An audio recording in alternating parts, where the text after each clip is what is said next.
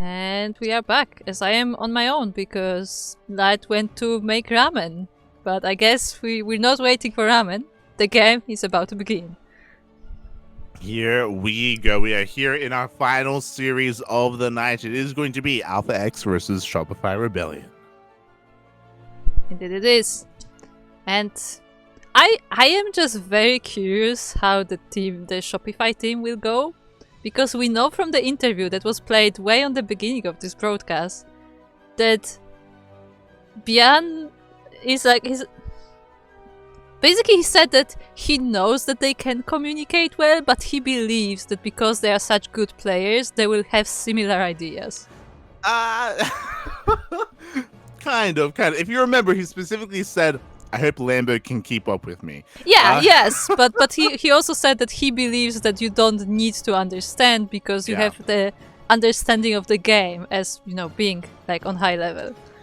Yeah, so for those wondering, Bjorn can speak a little bit of English, but only a little bit. So there is going to be a little bit of a language barrier between Lambo and Bjorn. I'm sure they can give each other some cues and say a couple of key words that are shared between the languages. But here we go. Oh, looks like we're going to be starting off with a pause here. So I'm really excited. I've been looking forward to seeing Bjorn and Lambo kind of show us how they can work together and cooperate despite that language barrier. Yeah, that's the thing. Well, it is a language barrier, definitely. As you said, there are some keywords, because most people, at least know what the English names are of units, of very specific things. So maybe you can put something together even if you don't know the language well. It will be good enough for another person who is familiar to understand. Yeah, they can say defend, attack, DT. They can for the most part get the gist of things. Give them enough information so they know what they're doing. I have more faith in Bian than that. I think he can say a few words. Yeah, maybe. Maybe. Oh boy. So it's gonna be interesting. I think that more advanced kind of tactics, I don't think they'll work. So I don't think we're gonna see a situation where Bjorn is gonna feed Lambo. I don't think we're gonna get that, similar to what Reina was doing with Spirits or what Silky was doing yesterday, for example. I don't think we're gonna see any of those specialized 2v2 strategies. I was gonna say, if in the Shopify Rebellion team, if one of them was to feed the other, who do you think would do it? I think it would favor the Zerg, but we are getting into game number 1, and it looks like we may be skipping player intros, but in the bottom right-hand corner, we have representing Alpha X, Zaun, and Ragnarok. And in the top left, we have representing Shopify Rebellion, Bian and Lambo. Oh, here we go. And so far we have some pretty interesting openers. Just a hatch gas pool coming out from our Zerg player. But Ragnarok, I believe, yes, went for a pool first opening. Oh, interesting. I mean, the thing is, all of these 2v2 maps are fairly big, so I don't know how good early pools are, but they may still catch your opponent off guard. Yeah, so from what I can tell, it looks like we only have a pool first from Ragnarok as a safety pool first. We'll keep an eye on things and we'll see if he throws down a very fast Roach Warren that would signal some hyper aggression. But because no early gases were taken, it looks like a relatively standard from just a safe opener for Ragnarok. And he's going to have to be safe because Bjorn is going wild. Yeah, Bjorn just, making racks and then making more racks and just making more racks. Oh boy, so this can be scary. Bjorn is working on towards a 3 racks, and this hits very hard with a lot of Marines. This typically does hit with this can hit with Stim. I'm curious as to what kind of variation Bjorn is going to be going for, but this does hit quite hard. Did you see that micro trick where Zaun was teasing the probe with the SCV with the probe, and Bjorn just hid it in the CC? That was so cute. He just hides it in the CC. He's able to get away with it. We do see that behind this, link speed is on the way. We have a couple of extra links coming out from Ragnarok. Oh, we actually have a lot of links coming out from Ragnarok. Ragnarok has not been droning this game. He droned up to an 18, and that is it. Yeah, interesting. He's taking this very aggressive, and this adept is also joining the Zerglings, and we'll see if the team Shopify has a response to that. I mean, they are setting up the wall right now. Well, the problem is that because Björn is going for a 3-Rax, he's going to have plenty of Marines to defend. Like, I think he's going to be fine, to be Okay. honest. We'll see. As he does have the high ground, all the bunkers on the way. We have Queens to support as well. The Marines are not being surrounded. Yeah, they move back just in time, and the wall is being held, even with a few losses, but still, I mean, there's enough units to keep the blue army at bay. Yeah, exactly. Like Ragnarok is coming out worse for wear overall. You can see he's desperately trying to re-drone. He's desperately trying to catch up because he invested so much into these lings early on. Bear in mind that it was only Ragnarok. His teammate Zaun was just probing. He was just taking on up. He did go for a Stargate open. Yeah, and the thing is, like, Bjorn, like, kind of, helped with the initial defense, and the queens were there as well, and now Lambo actually has more Zerglings than Ragnarok did, even though Ragnarok was the offensive one. Yeah, and that was a bit of a rough trade there. You could see Zaun shaking his head as he does end up losing his Stalker, trying to recall back home. Every unit counts here in the early game. Meanwhile, the Oracle has been revealed. Ragnarok, ooh, with a heavy supply block. He had 5 Overlords on the way. Ooh, yeah. That got hurt. Even Zaun is laughing about that one, apparently. So Ragnarok, yeah, just slipping up with his macro overall. And, ooh, Ragnarok, he's going for 2-base lair. Okay. He has some links. He has a Baneling nest. I saw he was making that one. So do you think he's just gonna go Muta now? I imagine so. We have a full scout, by the way, from Lambo. He saw the fast lair, so he should be able to piece some things together. Of course, he has to confirm. He has to scout in a couple of minutes the gas count to figure out if Ragnarok is going 2-base Muta, or, because it's 2v2, he could even try and go 2-base Infestation Pit for 2-base Swarm Host. I mean, he definitely could. He is taking a 3rd base though, so it will not be a 2-base. But it looks like for the time he's taking all the gases. I think he's actually going Muta. Yeah, all the gases are being taken. We should be seeing a Spire as soon as the lair finishes up. Meanwhile, we do see that Bjorn has been just working on that Marine count. Remember, he opened with a 3-Rax, and he's been making nothing but Marines. We have Stim finishing up. We have +1 attack on the way as well. When Bjorn eventually pushes out, he's going to have quite a hefty army. Yes, indeed. As see this Oracle trying to find some damage around, but there are queens and there are marines as well. It may actually be killed off. Oh, the Oracle escapes, but we have a very strong timing coming out. So Bjorn is going to be hitting with +1 with his Mass Marine. Meanwhile, the Spire has been scattered. They know it's go time. Lambo is making roaches. He has roach speed on the way as well. They're going to be looking to hit before the mutas come out. Yes, indeed, and as they are moving out right now, Lambo is trying to get some damage done, but unfortunately he runs into a bigger army of Ragnarok. And Bjorn is still in the middle of the map, but they will be there eventually. Yeah, here we go. The Marines, the Roaches, they're kind of getting stuck a little bit here in the middle of the map, but it's okay. They're going to be pushing forward anyway. Right now, Ragnarok, he doesn't want to, but he's forced to make Ling Bane. He has to make an army, otherwise they will just die. Yeah, the thing is, as we saw before with Sarah and Oliveira, is that the Roaches actually work pretty well with Marines, as the Roaches can tank all of the Banelings and Marines just finish the rest. Yeah, but the Roaches aren't really where they need to be. The Baneling speed just finished up here. There are a lot of Marines, but how well can Bjorn split? Yeah, also there's not a lot of Roaches in the first place, and Stalkers are there to snipe them as well, so actually there's not a lot of buffer for all of these Marines. Now the tank is here, which should help, but this is actually very tricky. Yeah, the tank gets in range. Here we go. He's pulling the trigger. The Ling Bane rolls on forward. Is going to be connecting with the Roaches and with the tanks, but the Marines survive. The Novas! Yeah, the Novas are being sniped off, and the Marines are chasing the Stalkers down. Ooh, some nice connection from the Banelings though. Most of the Marines are being saved in the Medivacs, but a lot of them fall down. Those Banelings may have just saved Ragnarok and Zaun, by the way. It's going to be still very close. The Banelings finished up just in time connecting with those Marines, but the reinforcements are just a little bit too much. The rally is too much as Bjorn and Lambo, they're breaking through. Yeah, they're slowly breaking through. There are some shield batters here together with Overcharge, so the Stalkers will be holding for a little bit longer, but I think the force of the red team is overwhelming. Yeah, the Nova's once again going to be going off and they get some decent connections, but the decent is not going to be good enough. Once again, great target firing coming out from Beyond. GG gets called, and Shopify Rebellion take game number 1.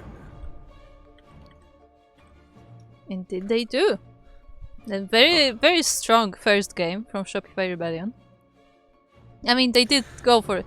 We saw that Beyond went for the 3 racks, and Lambo just made a lot of units. Yeah, he just went for his own 2-base roach timing. And Ragnarok to go for 2-base muta. The problem is, we didn't get confirmation. I don't think Beyond's opener was ever scouted. So I can't blame Alpha X too much, but they should have. And if they had spotted all those Raxes, then Ragnarok, there would have never been a world where he goes for a fast layer and a fast spire like that, because those are resources that were invested in something that just was never going to work out, just because Beyond from the very beginning was working towards that timing. Yeah, I mean, we saw that probe there, right, from Zaun, so I guess it makes little sense that it didn't go all the way to the main bases of the opponents, but yeah, they didn't have that crucial information, and in the end it cost them the game. But we'll see what they come up with on the next one. Yeah, I know the Probe Scout didn't see it, but the follow-up Oracle Scout should have if it got into the main. That's the thing. I don't know if the Oracle went into the main of Beyond or just went into the main of Lambo. So because of that, it's kind of hard to tell. I imagine it was missed, and because of that, Ragnarok blindly went into a strategy, went into a build that specifically is kind of weak towards these timing attacks. Yeah, indeed. But we're getting ready for our next map, which will be heavy artillery. Do you think Ragnarok will open aggressive once again, or is he like, yeah, nah, that doesn't work, just try something else? I hope he backs off. The problem is, especially on the map we just had on Emerald City, the players are sharing main bases, so any kind of early aggression doesn't really work too much. Just because, as we saw, the Terran and the Zerg can work together to defend. There are other maps where it's harder to do that. And looking at heavy artillery specifically, this is another map where both players are sharing the main base. So again, it wouldn't be a good idea to be aggressive early on. Okay, that is very fair. We will see how that works out. As you said, I'm just trying to think, but like, I guess from the other side, I also don't see any cheese coming for that reason exactly. That like, it's just too easy to defend together. But I mean, we will see. Maybe they will surprise us. To be fair, because it's Beyond and Lambo, because it's Beyond, I should say. Yes. I'm sure at some point in this series we're going to see some proxy Raxes. It can work. We've seen it work on some of the other maps where you are isolated from your partner, from your teammate. On those maps specifically, we saw it was in Raynor and Spirit up against Kelazur and Laser, where Raynor literally went to 0 units. Yeah. he literally went to 0 drones, because on a map on that specific map, you can isolate your opponents and you can kind of pick them off one by one. Raynor came back from 0 units, by the way, from 0 drones, which is crazy, but he was having a good laugh about it too. Very few players can pull that off. Yeah, definitely. And I mean, you do need the help of your teammate as well to do so. But speaking of, do you think, because we talked about the Shopify Rebellion, but do you think Ragnarok and Zaun played 2v2 a lot? No. I don't think so. I mean, Zaun, his builds, I know we were focusing a lot on Ragnarok, but his build was quite solid. He went for a Stargate opener, and from there he went into Robo Disruptor, and we saw that I feel like those disruptors were also quite crucial in their potential defense. Unfortunately, he has to rely on his opponents taking big hits, and his opponent, especially Beyond, is known for his splits, is known for his micro, and here we go. We're getting into game number 2, and spawning in the bottom left-hand corner, we have the Teal Protoss Zaun alongside his teammate, the Blue Zerg Ragnarok, representing Alpha X. And in the top right corner of the map, we have the Orange Terran Beyond and his teammate, the Red Zerg Lambo. And together, they are representing Shopify Rebellion.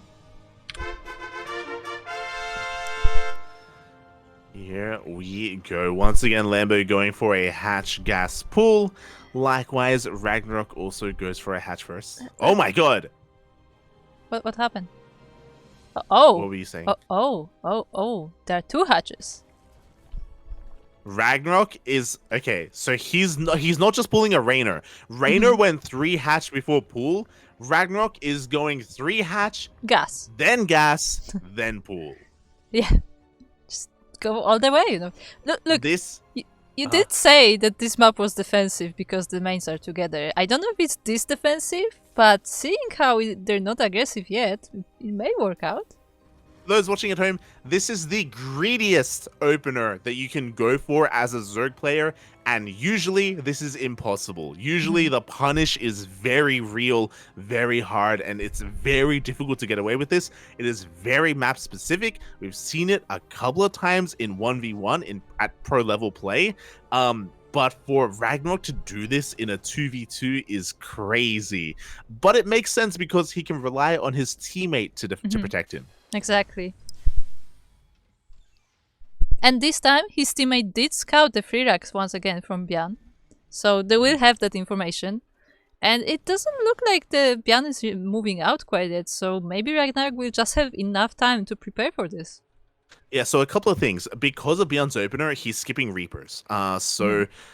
Because he's skipping Reapers, and likewise Lambo isn't really going to be too aggressive with Lings, I do think that Ragnarok, he's going to be free to drone, to make queens, and get away with this opener. So he is going to have a very powerful start to this game.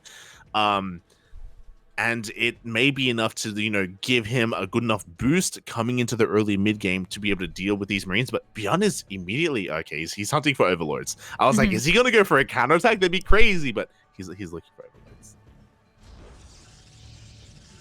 Yeah, I'm not quite sure if the red team has yet spotted what the opening was on the blue side, but yeah, Byan just hunting for Overlords, just, macroing up, getting more of his army, getting steam ready.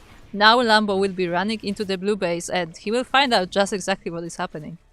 Yeah, the Lings, they confirm. We can see the pings as well. We were talking about it earlier because we are kind of having a bit of a language barrier, that Lambo is relying a lot on just pinging some information, just letting them know that Zaun is going for a Twilight Council opener and letting them know that we had a Baneling Nest on the way from Ragnarok. Well, I think it was a Roach Warren, the Baneling Nest. Yeah, it was a Baneling Nest. Roach Warren is on the side of Lambo though, so it looks like once again he will be going into that kind of composition. I think Ragnarok wants to go mutas again. He's taking his gases. He's going for a very fast lair. We may just have a repeat of game 1. I mean, you say repeat, but this time Ragnarok was actually able to get economy going before anything happened. True. Ragnarok does have a decent economy right now, and he can get, he's up to 52 drones. Like, you can see the disparity in drone count between him and literally everyone else, and he's making even more. But behind this, the lair's going to finish up. We have a couple of Lings as well, just to help defend, just so Ragnarok can really secure his position, and we are here to wait and see if we get a Spire or an Infestation Pit. Yeah, I guess we'll find out soon enough, as the red side of the map is also, just bunkering up, just setting up defensive positions, and it looks like nobody is on the offensive quite yet. Yeah, there's that Spire once again. So Ragnarok, just like game number 1, he wants to make the 2-base muta work, except of course this time it is off of 3 bases. He has a much stronger economy, but Byan is still going to be hitting here with this 3 racks timing, with stim, with combat shields, with +1. But this is going to hit a little bit later. And I kind of like this from Zaun. This time, he's not going Disruptor. Yeah, it will not be Disruptors this time. Instead, we have the Colossus with Thermal Lance already on the way. The Stalkers are trying to poke a bit at the opponent's base, and they will barely miss these Marines, but they will keep the red side of the map occupied. Yeah, they're just getting a little bit of map control here. We have Lings to poke and prod on the front door as well. But, again, just like last time, Byan is going to be hitting with his Marines. Lambo is going to be hitting with a +1 Roach speed timing as well. We see a scan. They have confirmation that a Spire is on the way. Byan and Lambo know that they gotta go. Yeah, and go they will, as Byan is preparing his drop. Lambo is working still on his army, and the Lings of Ragnarok are still going around. And okay, so a couple of things. Lambo, he threw down his infestation bit like a minute ago, and I was Mhm. like, that's kind of crazy. So he wasn't going to be going for a roach timing. He already has a hive on the way. His answer to the mutas, I think he just wants to go into vipers. I mean, that is definitely a viable option as you can throw that parasitic bombs there. But he's still making a main roach force, and it looks like that will be joining the army of Beyond. But now mutas are here, and this drop will have to move out soon. Oh, this is going to be brutal. Yeah, the medevacs are going to get caught out here. Beyond wanted to do something with his 3 racks. He was going for a double medevac drop, but the mutas are here, the Lings as well. We do see Lambo coming in to try and support this. Yeah, but he cannot quite do it with the mutas are almost getting a medevac, but in the end, it just ends with some losses in the Marines. And as you said, Lambo is going for those Vipers. Yeah, this is a very strong response. I mean, Vipers completely shut down mutas. It's a great adaptation here from Lambo, especially when they realized that they wouldn't be able to kill their opponents on this map. We do see a force cancel as well as a 4th base is on the way for our Zerg player. And we see, a transition into Hydra, maybe even Hydra Lurker coming out from Lambo. That is a very interesting transition, I have to say, but we do not have a lot of mutas, so it may just work out. There are a lot of Zerglings though, and they will be trading with these Marines, but with the Medivac support, they actually trade out quite a lot. Yeah, the Marines are doing quite well here. The Roaches can't really do too much other than zone away all of these Lings. Again, right now, Lambo is waiting for his Vipers to gather all that energy, and then they can go for one big push. And unfortunately, Ragnarok has been investing quite a bit into these mutas, but Ragnarok as well is transitioning into Hydra Lurker. Yeah, so there will be a response to Lambo's composition, and the Lurkers will do fairly well against these Marines as well. Ooh, this single disruptor is trying to get something. Yeah, but we can see the yoink. Show us the yoink. Oh god, it's gonna be close. Oh. Yeah, only getting some roaches in the end, and it looks like this disruptor will be forfeit. Yeah, the disruptor is gonna be going down. We do see Lings coming in for a bit of a wrap around the mutas as well, going for a backstab. Yeah, using the fact that the red army is currently distracted, the blue is just going in, but it doesn't look like they can really break the defense. Oh, here we go. They get into a mineral line, and it looks like these SCVs are all going to be going down. Björn is forced to turn around. At the same time, they've stood up their army. They're trying to push forward. That Nova just chasing the army of the Zerg, but yeah, the red army is going into the bases of the blue. There are lurkers already on the blue side. Yeah, we already have lurkers, but they do get yoinked as well. Again, these Vipers, they're not just used for parasitic bombs. They're not just used to counter these mutas. They also can take down these Siegers. We have some feedbacks! Yeah, feedbacks on the Vipers really nice, and all of the Vipers are now out of energy, but they already did the job. They already took care of most of the lurkers. A few of them are still alive, but now this is a difficult position to defend. Yeah, meanwhile, the Roaches of Lambo have gone into the natural base. They took down the Lurker Den. They denied the upgrades. They almost take down the Hydra Den as well. It looks like they will not be able to get it. Oh my god, barely the Hydra Den survives. Yeah, just barely. These Colossi really doing work there on the Roaches, and mostly with Sound forces this is being held, but this is still close. Yeah, and it looks like in the end the blue team are able to hold on here. The Lurker Den is being remade, only just now being remade, so it's going to be a while before we can replace any of these Lurkers and get into those upgrades. Meanwhile, Lambo also just finished up his Lurker Den to get into his own Lurkers. Yeah, looks like we will be getting those soon enough. Not quite yet though, we only have a few Hydras and it doesn't look like they're being morphed quite yet. At the same time, we have this run by from Ragnarok once again trying to get some damage in a Beyond base. Oh, exactly, and it looks like the turret is going to be going down. More SCVs are going to be falling as well. Beyond has been having a hard time keeping his workers alive. Unfortunately, these run-bys have been catching him by surprise, but speaking of being caught by surprise, 2 disruptors go down for free. Yeah, it's really not been a good game for the Disruptors as they once again being caught out, and this run-by of Marines is just moving into the base of Sound. Yeah, meanwhile, at the same time, Lambo comes in and he's going to be able to catch some of these lurkers. 2, 3 lurkers are going to get yoinked. Only 2 of them go down. The third one does barely manage to survive. Oh my god, it looks like he wants the rest of them, though. Yeah, that he does. He also took care of some of the lurker eggs, but now the Disruptors are here and the Novas actually hit the Roaches. Yeah, but you know what? In comes the Bio Army, and what's important is that the majority of the lurkers and disruptors just went down, and that's what is needed to deal with all these Marines. But here come the Colossi. I mean, here come the Colossi, but now it's only the few Stalkers being the support of them, so if the red army can keep this position, then maybe this is just enough. Yeah, it looks like Shopify Rebellion, they're doing a great job at just wedging themselves into this position here. The tank shots go off. Oh my god. Zaun, with a bit of mispathing, he loses almost his entire army. Yeah, he loses that Colossi at the top as well, and with the reinforcements just, streaming in from the other side of the map, I think Shopify Rebellion got this. Yeah, those tanks in the backline did so much damage. Here come the Hero Vipers to yoink every single high-tech unit. The Colossi, the Archons, the Disruptors as well. And Alpha X, they barely have anything left.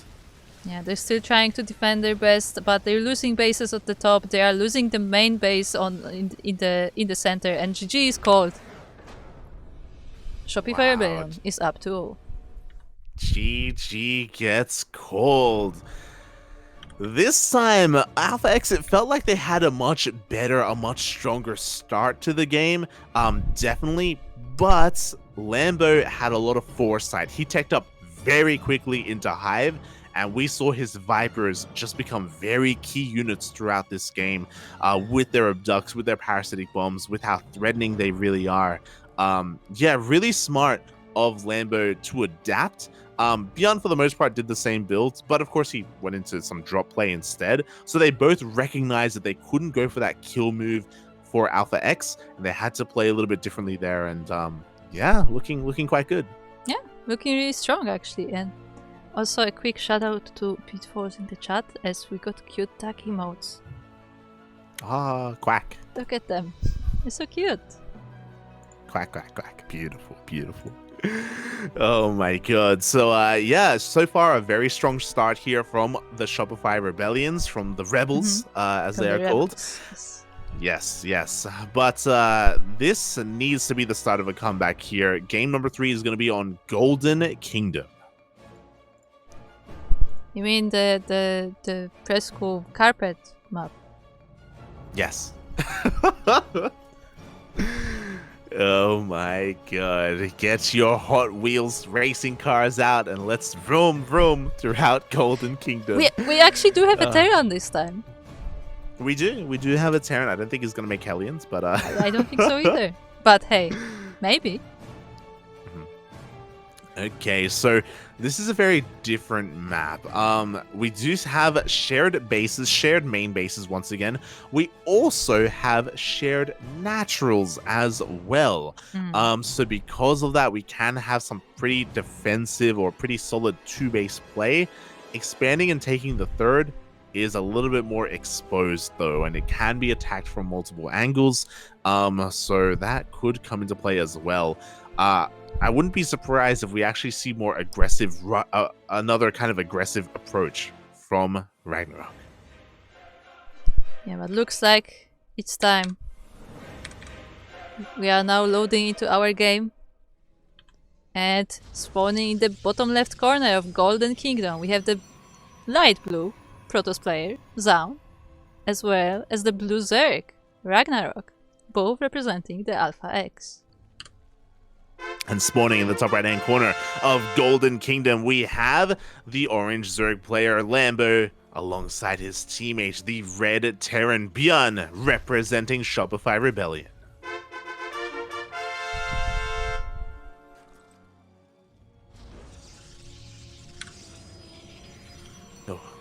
And once again, we have both players going for both Zerg players going for hatch first openers. I'm curious if Bjorn, once again, for the third game in a row, is going to open up 3 racks. I was just very confused for a second because Lambo and Bjorn switched colors. Oh. And I was like, hold on, is Lambo like expanding in his own base? No, wait, it's the racks of Bjorn.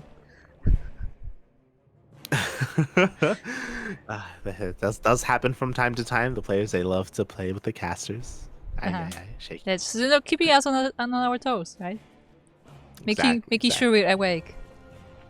Meanwhile, Ragnarok is sane this game, and he doesn't go for 3 hatch before gas before pool. He goes for just a hatch gas pool, just a regular standard opener. Bjorn is making a Reaper. Oh, yeah, for the first time this series, Bjorn is going for a Reaper expand. Yeah, so I guess enough of the free racks, enough of the crazy builds. We're gonna play fairly standard. Yeah, and that means that maybe he will make some cars. Maybe he knows about the carpet. It's possible. It's possible. As behind this, he actually does go for a second Rax. So for the time being, it looks like he's setting up to go for a 2-on-1. Yep, there we go. We have a factory on the way. So no Hellions in sight, unfortunately. Is going to be working towards a double medevac drop. Meanwhile, his first Reaper is across the map. He's microing his heart out, trying to pick off whatever he can. Yeah, but now with the Adept and the Zerglings being around, I don't think he can get any damage done, but he will get some information at least. Yeah, he's just going to confirm the openers. He's also going to make sure that Ragnarok didn't go for a hyper greedy opener or anything like that as well. He dips into the main base and he even scouts the Twilight Council opener from Zaun. Yeah, so getting just all the information possible, even seeing that the spawning pool is actually researching an upgrade, so all the information he could have gotten basically. Yeah, this is why Reaper openers are so common here by Terran players, and yeah, it also goes to show that Bjorn is just playing this a little bit safer in game number 3 just because Shopify Rebellion are on match point. They only need one more Unomas to take the series. But it looks like Zaun actually had a bit of a plan as he was hiding that probe on the top side of the map, or maybe just, forgot about it a little bit. And we'll see what it is for. Looks like maybe expanding straight up there. Yeah, we do see the third base on the way for both Zaun and Ragnarok. Meanwhile, I don't know if you noticed, but there's a reason why Lambo is still only on 2 hatcheries. He is going for 2 base muta. He himself is going for a fast layer and gases. The tables have turned, huh? The turns have tabled. Lambo has had enough. He doesn't want to be the one dealing with mutas. He wants to handle the mutas himself. Oh boy, so we'll see if Zaun and Ragnarok can get their eyes on this. Unfortunately, because Zaun did not open Stargate, he doesn't have access to an easy way to scout his opponent. I mean, I guess he could make a sentry and then get... He's doing it! Oh He's doing it! We've been It's not teasing it Mutas. the entire night. It's not Spire. It is not Mutas, as we see Lambo throwing down the infestation pit and the Nidus network. Oh boy.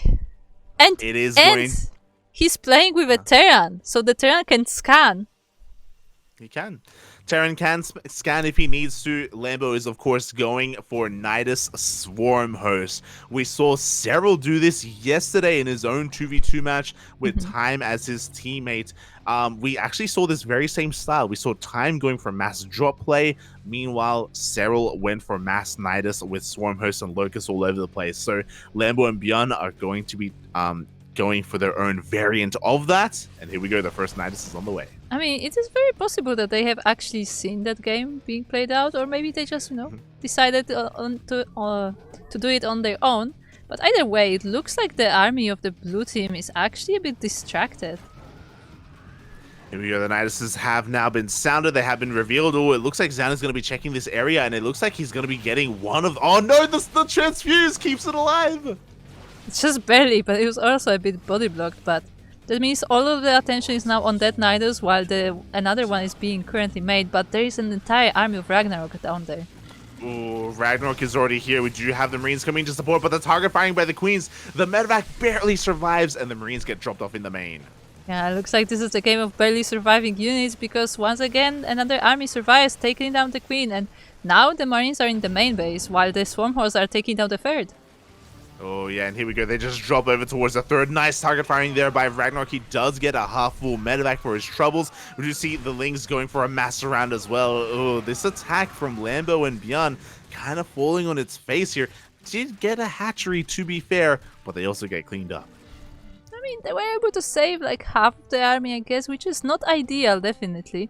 But the Swarmers are now ready for another round. Yeah, they're going to be able to send a Locust Wave once again towards the natural base of Zaun. They're going to be heading across that cliff face. A couple of these Swarmers are also going towards the third base. This third, by the way, is very exposed. Definitely is. He's right there. As the Locusts are taking down the natural of Zaun, actually. Yeah, the Nexus gets targeted down. Locusts do an insane amount of damage to buildings, or they can just chip away so hard at these bases. Meanwhile, we do see Zaun rotating over here to try and protect his own third base. With the power of the Colossi with these Stalkers, it looks like he should be able to. Yeah, he should be able to while the Ragnarok is dealing with the another Nidus on the south. Byan is trying to help keep this Nidus alive, but he knows that he's really no match for this army.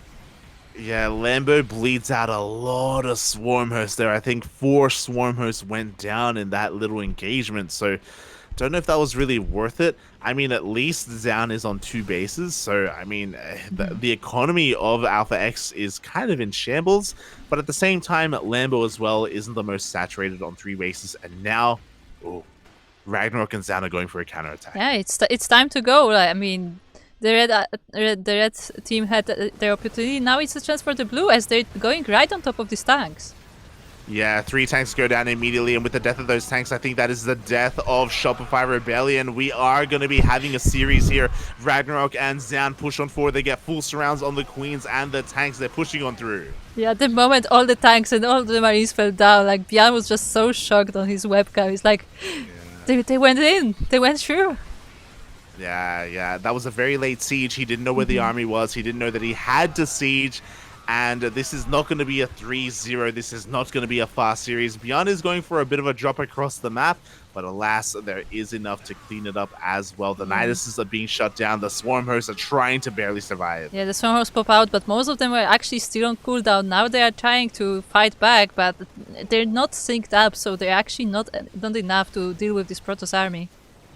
Yeah, exactly. And now the Protoss army is getting on top of the production. The Swarm Hosts are trying to survive to get another Locust wave out, but there are Lings all over the place. Everything is on fire. The drop across the map is actually doing a lot of damage. To be fair, like, those Marines are getting a lot of worker kills. The boys are being pulled, but no, the Swarm Hosts!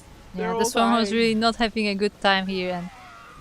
And even though both sides are currently doing a lot of damage to the other, actually, like, you know, the workers have been... Quite a lot of them have fallen down, both sides. I still think the Protoss army is stronger here. Yeah, I mean, they're on top of the production. As soon as the production goes down, there's no way for Byan to rebuild his army. GG gets called. And Alpha X fights back, putting a point on the board.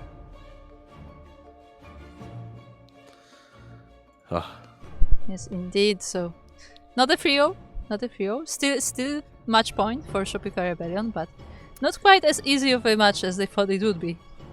Yeah, they were having a little bit of fun in Game 3. Lambo going for the 2-base Nidus Swarm Host. It is very cheeky, and it was kind of doing some damage, but we also saw the biggest weakness of that style, and that is whenever your Swarm Hosts are on cooldown, after they send out a Locust Wave, they are dead supply. They cannot do anything at all, and as a result, you can't really support your teammates when your opponents go for a counterattack.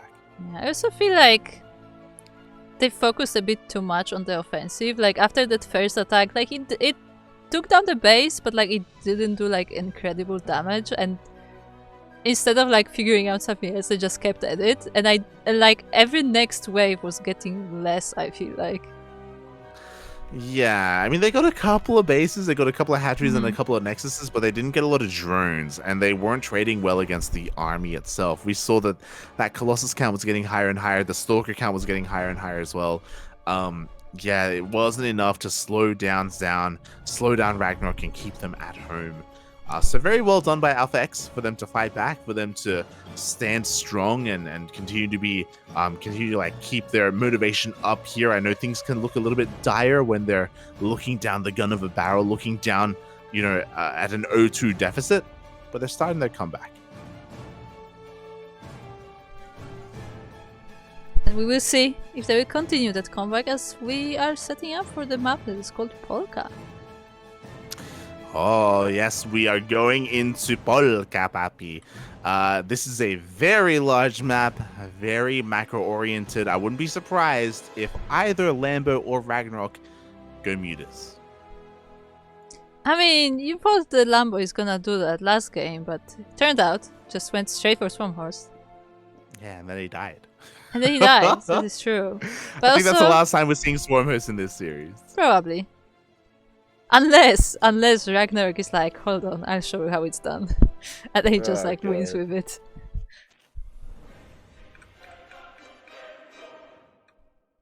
But anyway. We'll see as we are just getting a couple of player shots here. Looks like we're getting ready for our next game, and spawning in the top left-hand corner of Polka, we have the teal Protoss player, Zaun, alongside his blue Zerg teammate, Ragnarok, representing Alpha X. And in the top right corner of the map, we have the... Sorry, bottom right corner, we have the orange Terran, Bian, as well as his Zerg teammate, Lambo, representing Shopify Rebellion. Oh boy. As Lambo is going for a gas pool opener. This is giga aggressive from our red Zerg player. And it looks like, yeah, there we go. The probe does get into the main base. The probe gets a full scout of the main. And now they are fully aware of the aggression that should be coming from the side of Lambo. Yeah, so Zaun was able to communicate this message back to Ragnarok, and what will the response be? Yeah, well, we'll see what Lambo has in store for us as well. When we go for a gas first, this can either lead to a Ling Flood with a Bane Bust. This could also lead to a fast Roach Warren, bearing in mind that Lambo also knows that he got scouted. So it wouldn't be the smartest idea to commit to the all-in. There we go. Ling speed has begun, and Lambo hasn't pulled out of gas. Oh. Yeah.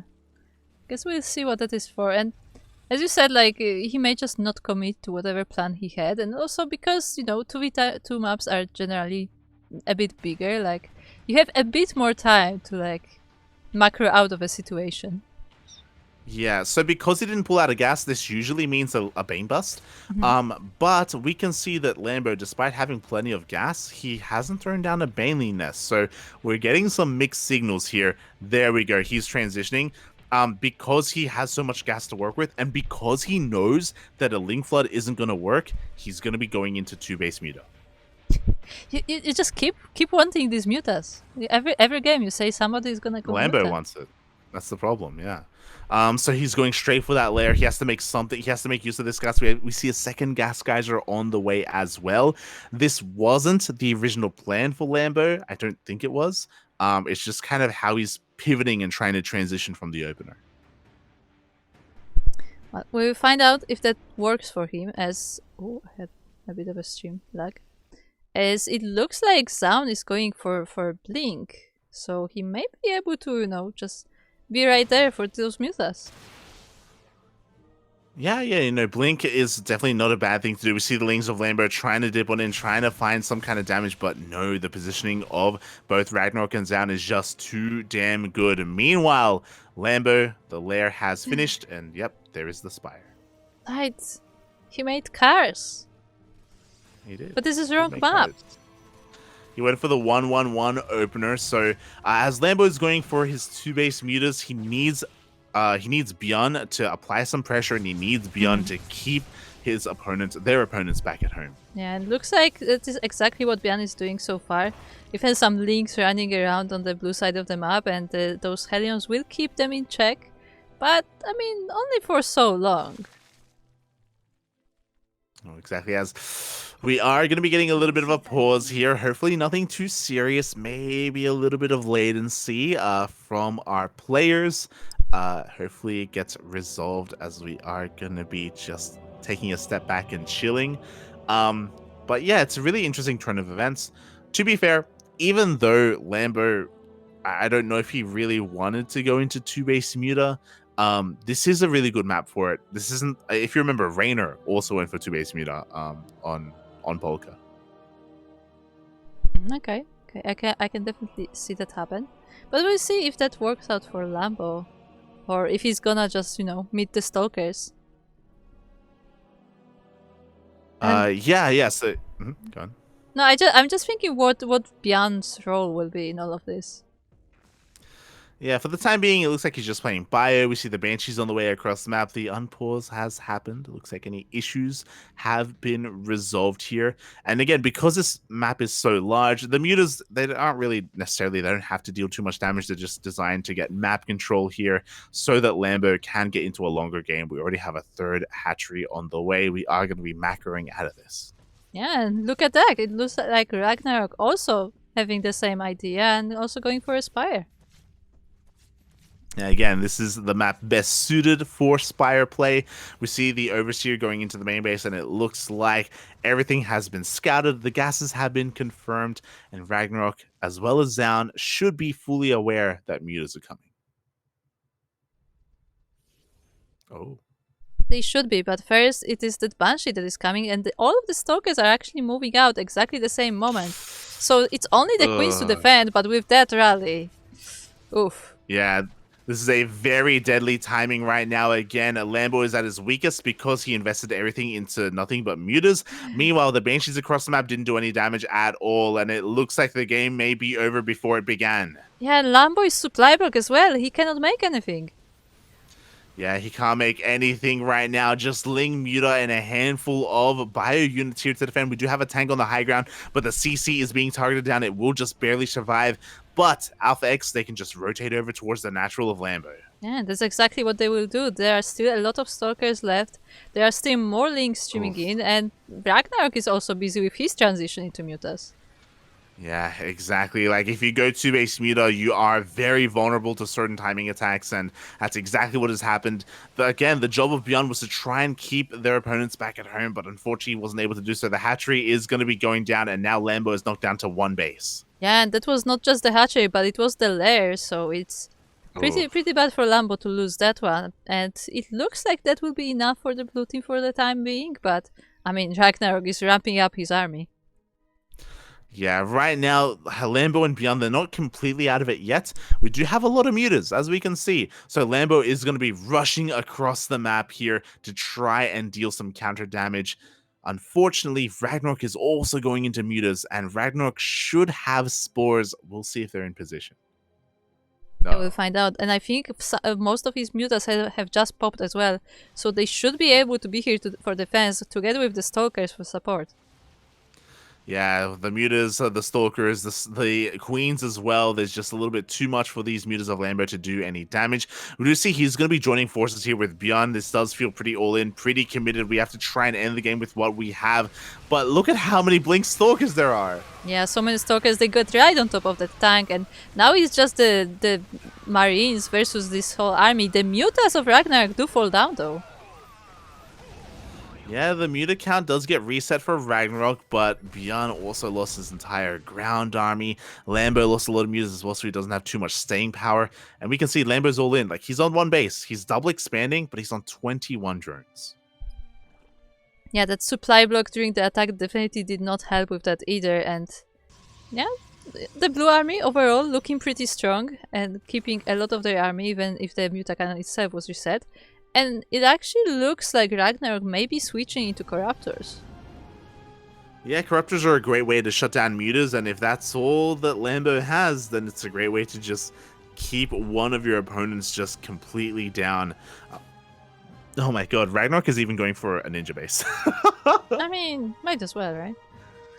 Oh my god, why not apparently? Lambo is also going for a ninja base, by the way. We see he's trying to take a hatchery on the right-hand side. But because Alpha X have so much map control, like, they can kind of do whatever they want.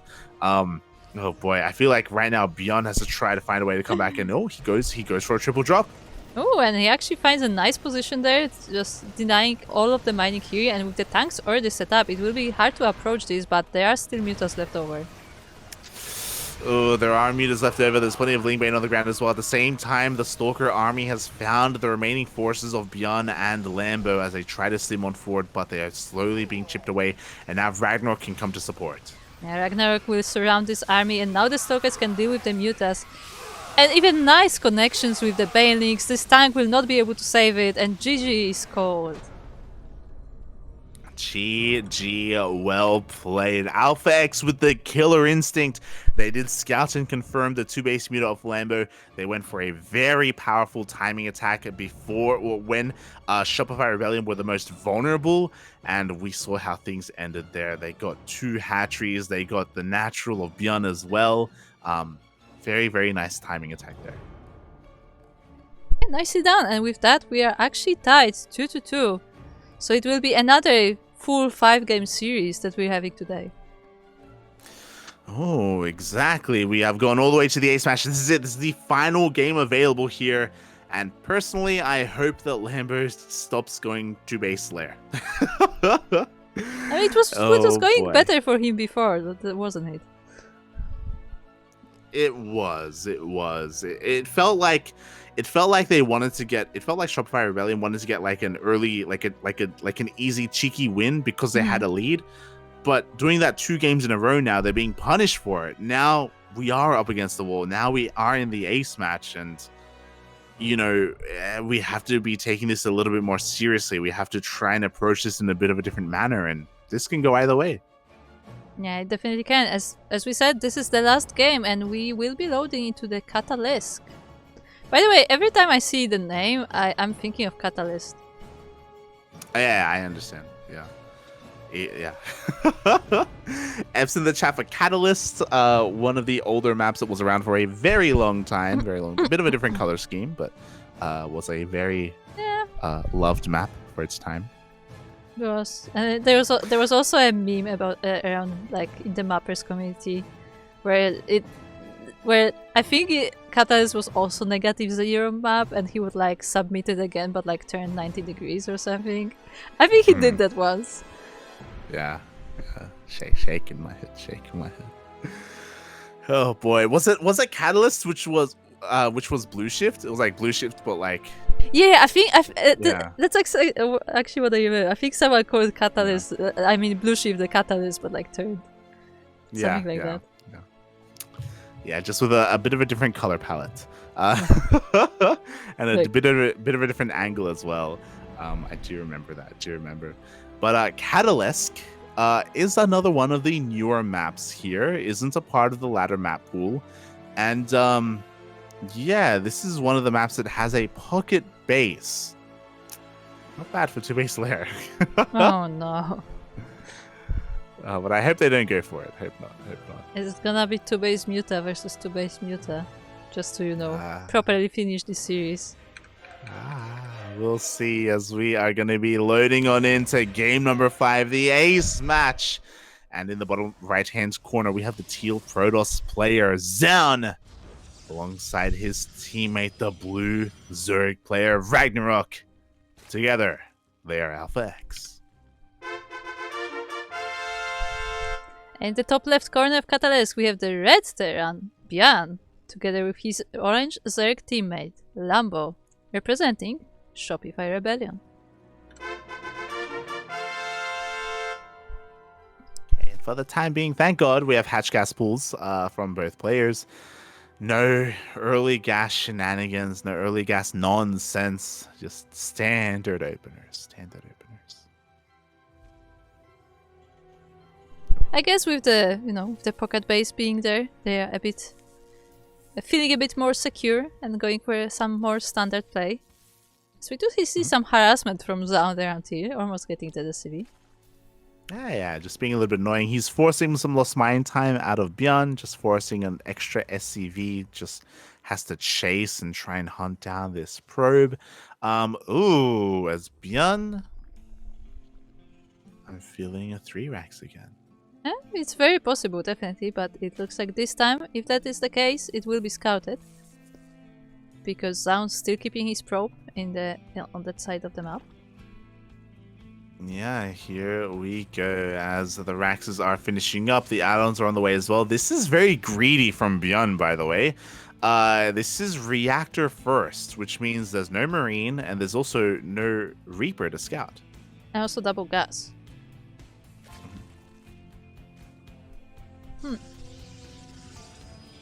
Yeah, so they are going to be kind of giving up any kind of scouting information.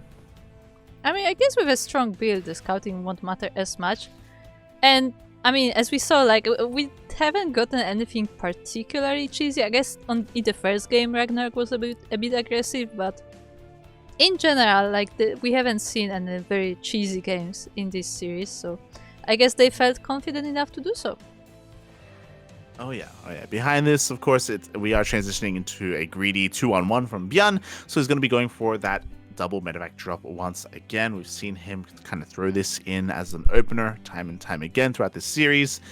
So outside of that, nothing too crazy. We have a handful of lings being made here from the side of Ragnarok, and yeah. There's a very fast lair on the way for Ragnarok as well. Yeah, but he is going for roaches actually. This is not a Muta build, not this time. That's Lambo. Oh, that's Lambo, true. Yeah. Oh, never mind. Yeah, It's Ragnarok's gonna going be to Mutas. Yeah. So I kind of really like this from the side of Shopify Rebellion. If Ragnarok commits here to going into his gases and going to base Muta, once again, he isn't going to help a lot in the defense. This 2-on-1, I think, is designed to also hit alongside this roach speed timing. And I say roach speed because that lair on the way for Lambo is going to be for roach speed. Yeah, definitely. And once again, we saw already that it can work pretty well when the Terran and Zerg work together with the Marines and the roaches being right there. And especially going against Link Bane, so we'll see if this time this attack from Bjorn and Lambo will work out, but for the time being, all sides are just macroing up. Yep, meanwhile, there is that Spire in the main base of Ragnarok. Meanwhile, speed and +1 on the way for Lambo. I'm going to keep an eye. We have to keep an eye on seeing when he stops droning and if he's going to go for a big committed attack. I don't believe they've been able to piece together what exactly Ragnarok is doing and whether or not they can punish it. Yeah, it looks like Zaun getting once again a bit of a scout with this adept, seeing the roach warren, seeing the lair, so he knows exactly what will be coming from Lambo. At the same time, we have a small force coming to the other side of the map? Question mark? Yeah, so there was a bit of a brutal supply block there for Lambo, but he has finally broken free. There we go. He is stopping droning at 46. He's making nothing but roaches. We also see the double drop going to be set up here for Bjorn as well. Yeah. But is this going to hit in time? Because the Spire is going to finish up soon, and the Mutas will also be popping. Yeah, so the Mutas definitely can stop any sort of drop play. The roaches will still go reign supreme, but as Zaun did scout it, he's already working on Immortals, he's working on his Robo Bay as well, so they should be fairly prepared for what's coming. Yeah, meanwhile, Bjorn, even though he opened up 2-on-1, he's not going for his medevac timing. He's staying back at home. Instead, he's going to be working on tanks, he's going to be working on a later push. I don't know if this is the best idea because it's later. Again, it does mean that Ragnarok and Zaun have more time to build up an army, to build up a defense. Do you think that was the plan? Yes, he's ferrying the tanks over now, so they will be attacking together, but the upgrades are also about to finish for Bjorn, so this may be a good fight, and Mutas are almost flying into the army. Yeah, the Mutas are actually trying to pick up reinforcements. They do pick up a couple of Marines. They are trying to slow this down, but this is going to hit hard and going to hit fast. +1 on the horizon for Bjorn. Stim and combat shields already completed. Baneling speed hasn't even started. Oh no baneling speed? I mean, this whole army is kind of stuck here, but even then, I think this is quite strong enough, but the Protoss army on the side though. Every single Baneling is going to be going down, and that means that the Marines are going to be able to reign supreme. They stim on forward. The Biles are going to do a decent job at zoning away the Protoss. Immortals are coming out. Are the Blink Stalkers going to be enough? It looks like it's just barely enough. There's still some bio left over, and the Mutas are trying to help, but they're not doing a lot of damage. Ooh, walking into the Biles though is probably not the best idea. Yeah, here we go. One tank does siege up, though, does hold the line here. Both Bjorn and Lambo are very committed with their pushes. They do not have a lot of workers at all, by the way. Like, this has to work. Lambo is droning up behind this, so it looks like he has recognized that they cannot end the game. Yeah, but at the same time, Ragnarok also doesn't have a lot of forces. He only has these Mutas, and Zaun just has these Stalkers, so I feel like both armies suffered quite big losses, and Terran is starting to look scary. Oh, very nice target firing. One Ravager does get targeted down here. Here we go. Wave number 2. Round 2 coming out from Shopify Rebellion. They have to try and deal more damage. Trading with the army is not good enough. Yeah, and Alpha X is trying to snipe any units they can before the tanks are able to set up, but it looks like the position will be taken here. Yeah, and that was a very nice blink from Zaun. He is able to snipe one of those tanks, but the Bio Army pushes on forward. The Mutas coming from behind. Can they get the second tank? Ooh. It looks like they just barely won't be able to as the Marines come back in time, but the Protoss army is trying to defend the Zerg base. Yeah, he's trying. The first Disruptor is already out. The first Nova gets a Roach, but not too much else. Do you see the Roaches and Ravagers laying siege upon this hatchery? The Mutas once again trying to catch some reinforcements. Yeah, that they are. And the Protoss army is now fighting the Roaches. They're really trying to catch the tank, but yeah, Protoss just collapses on the army. Yeah, the Ling Bane rolls in as well. Only Marines are left here. The Marines were a little bit too busy trying to zone away the Mutas, and they completely left Lambo's Roaches all alone. They all got cleaned up, and Ragnarok and Zaun push us all the way back. Yeah, the Mutas are chasing also all of the reinforcements, and even though there are a lot of Marines, but they're still able to get quite a chunk of them. That was very good Muta control from Ragnarok. He picked off so many Marines. He picked off a lot of tanks as well as Beyond was trying to retreat back home. And again, he hasn't been making workers for a long time. He does have mules, but Shopify, they were very committed. To be fair, Lambo has been trying to desperately drone. He's been trying to desperately transition. We have an infestation pit on the way. We have a Hydra Den already out as well. But look at all these Mutas.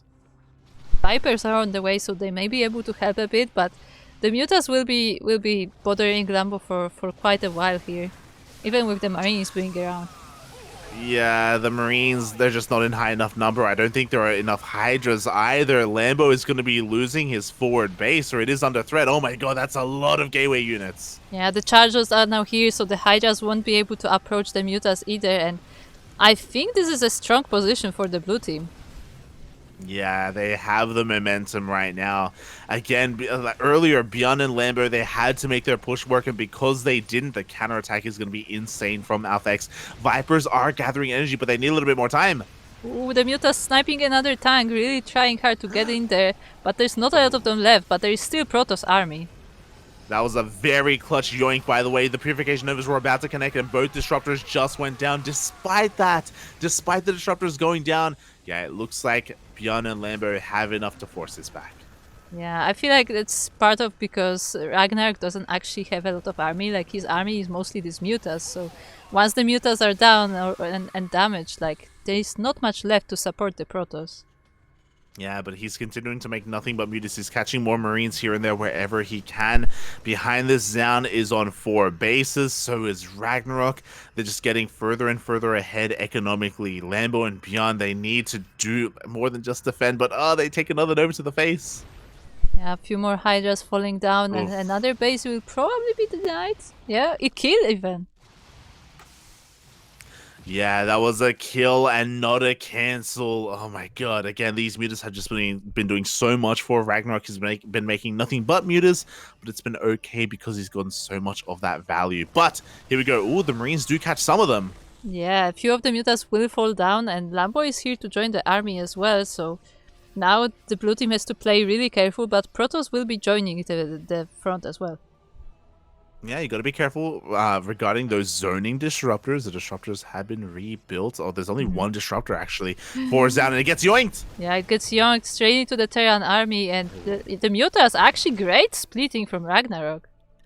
That was insanely fast splitting, and here we go. We don't have disruptors, we have storms instead. Decent splits coming out from Shopify Rebellion. Oh, but they are being slowed down, and here we go. We're coming in from 2 angles. Yeah, it looks like the army will be sandwiched. The Banelings are rolling in. The storms are falling down, the Vipers are out of energy, but there's not a lot of army left. Oh my god, but 2 more storms connect with the Bio Army. I think there may just be too many Marines, but in come the Zealots to buffer. It looks like Zaun is slowly pushing this back. Lambo, it's kind of like a 1v1 going on right now, where we have Lambo going up against Ragnarok and we have Beyond going up against Zaun. Yeah, but it looks like the blue team is starting to lose position. The Banelings are now joining in to deal with these Marines, but perfect snipes from Beyond. The stutter stepping is insane from Beyond. He target fires every single Baneling before they can connect, but the Muted Cloud has shown up and Beyond is heavily overstimmed. Yeah, the tanks are falling down, the bio is falling down, the Zolos are coming in to clean up the Zerg army as well, and this attack is defended. Oh, the attack is defended. Decent splits as well. Every single Viper goes down. Lambo and Beyond were very committed with that push. You can see in the workers right now. Lambo is down 30 drones compared to Ragnarok. Beyond is down 20 workers compared to Zaun. Ragnarok and Zaun were able to defend and get away with their economy. Yeah, Lambo is working on lurkers, which definitely will help in the defense. But even then, there are observers here, so the lurkers will be able to be sniped. Yeah, and the lurkers, they do not shoot up. It looks like we need a little bit more time for storms, though. These High Templar, they don't have enough energy yet. We do see the Mutas once again just harassing this mineral line, not allowing the 4th hatchery to really get up and running. Now we see a lot of dancing between the armies here. The Vipers are once again topped up, so they can throw even more parasitic bombs. So for the time being, the red base is safe, but the armies will meet in the middle. Yeah, exactly. Looks like the Mutas have been scouted here by Beyond. He's going to be able to siege up and get ready with his tanks. Doesn't want to get caught out of position. Even picks off a Muta there as Ragnarok tries to retreat. Oh, but Ragnarok, he's so cheeky. He's getting a ninja base up towards the top right. Yeah, why not? I mean, he doesn't have any other place to expand to. True. It's the only logical place for him to expand. Meanwhile, Beyond was being a little bit too greedy again. He's been working on a very low SCV count. That's actually his main, by the way, that he lifted up. Oh. That is not a 4th.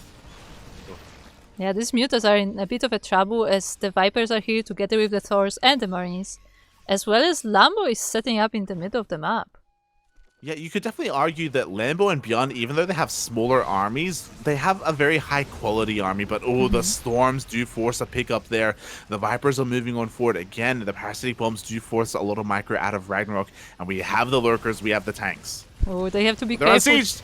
Yeah, the tanks are on siege, the storms are falling down, the Zerglings are running straight into the storms, but it's still okay, and they looks like they will be overwhelming the red team. Oh my god, the storms are insane. You can't split against the storms, Papi. The Thors go down.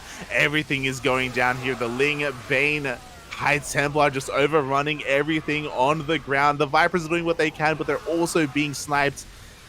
And you can see Ragnarok even laughing to himself here. They're like, we've done it, Papi, we've done it. Just barely, but they were able to clean up the army. And Alpha X will be moving on to quarterfinals. Wow, they can't believe it. The reverse sweep. They were down 2-0. Ragnarok and Zaun, they were up against the wall. They were dying, Papi. And you could argue that the following 2 games, maybe Beyond and Lambo, they were trying to go for some quick and easy wins with some cheeky styles, with some cheeky compositions and builds. But Alpha X, they brought it back. They brought it back 3-0. That they did, and some great games there, and they will be able to advance into those quarterfinals, which will be played tomorrow. I think their games will be in 2 days, though. Yes, it will be in 2 days. Again, congratulations to Alpha X for taking down Shopify Rebellion 3-2 with that reverse sweep. Something that doesn't happen too often at all. And there is the bracket, as you can see for yourselves. Exclamation mark B in the chat if you want to have a look at the Liquipedia bracket, which does have a little bit more details when it comes to the players and the teams overall, who is there. But wow, what a final best of 5 to end the night. Yeah, definitely some really, really close games there. And it really looked like it's gonna be a 3-0 in this series, but Alpha X really turned it around, and actually we've had a lot of close matches today. We have had a lot of very close matches, more than usual, with the ace matches, with the 3-2s. And it was a lot of fun. It was amazing to be a part of here. Again, these 2v2 matches are, less intense and less serious, but still very entertaining nonetheless. As there is quite a lot of money on the line, and yeah, we've been just getting some really surprisingly high quality 2v2. Yeah, definitely. And I mean, it's always interesting to see how all the players interact and how their strategies pan out. Turns out it was not good enough to just understand the game. They also needed a plan. Oh yeah, they needed a bit of a plan, and a lot of the teams did come in with a plan, and it was really cool to see them all working together and interacting with each other and having a bit of a laugh whenever they could, when it comes to winning, when it comes to maybe even, losing. I'm sure everyone had a good time, and with that, thank you so much, everyone, for watching. We have concluded the round of 16, and tomorrow we will have the round of 8. That we will indeed, and make sure to tune in because once again the Ducklings will be covering that as well. Yeah. We have been live every single day this week with plenty of StarCraft, with plenty of World Team League action. Oh boy, and hope you guys enjoyed yourselves. And we will be coming back tomorrow in less than 24 hours with more 2v2 action. Before that though, Kuro, why don't you let the people know a little bit more about yourself? Where can they find more of you?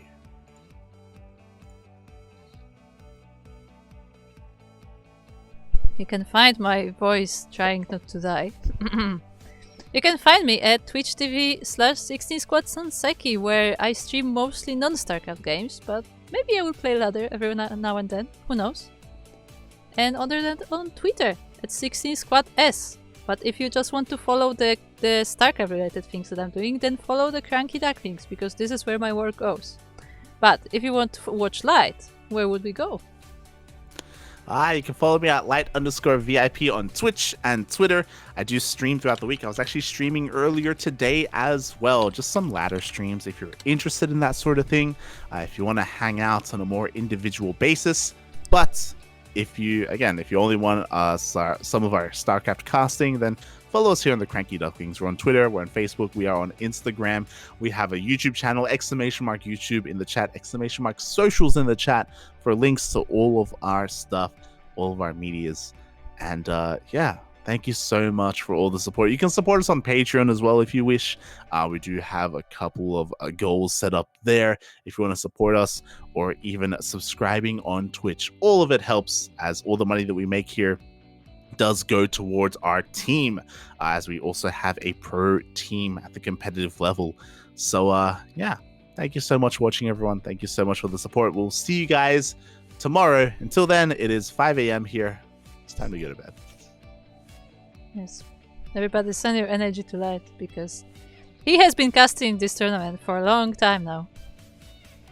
Yeah, it's been 6 hours. It's a 6-hour cast. Yes. Is that what this is? Yes, Jeez. Those are 6-hour days. 6-hour cast. It is time to go to bed. Thanks everyone for watching. Bye. Bye.